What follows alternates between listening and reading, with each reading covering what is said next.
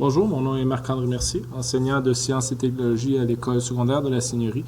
Donc aujourd'hui, je vais vous présenter comment réaliser un graphique pour déterminer la résistance d'un élément de circuit à l'aide de Microsoft Excel 2010. Donc une fois que vous allez avoir saisi vos données dans votre tableur, bien sûr, ce qu'on va avoir, c'est des données au niveau des décimales. Ça prend absolument des virgules. Vous ne devez pas mettre des points, sans ça, Excel ne reconnaîtra pas les éléments que vous avez placés comme étant des valeurs numériques.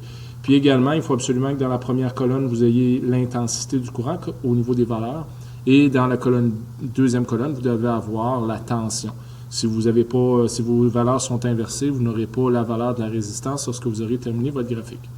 Une fois que vous avez saisi vos données, tout ce que vous faites, vous venez sélectionner la plage de données qui vous intéresse. Vous n'êtes pas obligé de sélectionner l'identification des colonnes, le U et le I dans le haut.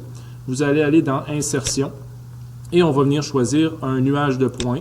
C'est le premier graphique qu'on va insérer sans ligne. Et là, il va apparaître ici votre graphique à partir des données que vous avez mis. Une fois que vous êtes ici, ce que je vous suggère de faire, c'est de venir déplacer le graphique et le déplacer sur une nouvelle feuille. À ce moment-là, il va être plus grand, ça va être plus facile pour faire le reste des travaux. Une fois que vos données sont saisies, on va aller dans l'onglet « Outils du graphique », dans « Disposition ». Et là, la première des choses que je vais faire, je vais venir enlever la légende parce que la légende ne sert à rien lorsqu'on a une seule droite sur notre graphique. Le reste des informations sont vraiment ici, donc dans le haut. On va placer un titre du graphique. Donc, je vais marquer « Tension en fonction de l'intensité ».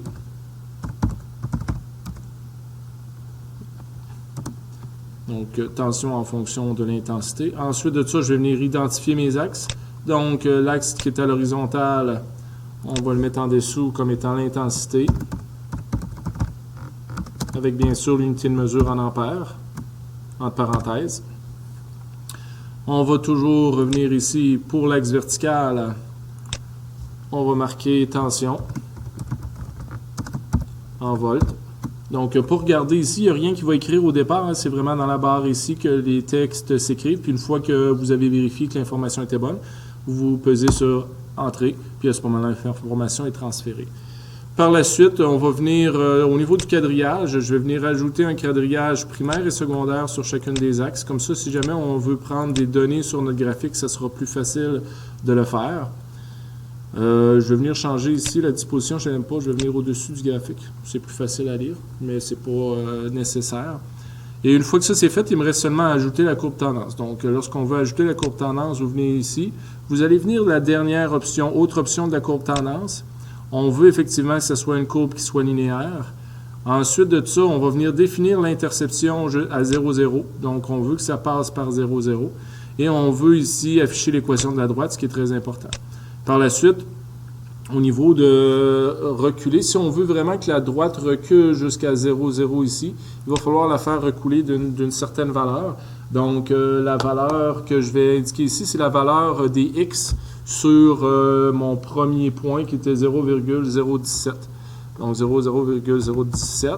Puis à ce moment-là, quand je vais faire fermer, mon graphique va reculer jusqu'à 0, 0. Mais souvent, ce qui va se passer, c'est que vos axes vont changer. On ne veut pas que ça descende jusqu'à moins 0,02.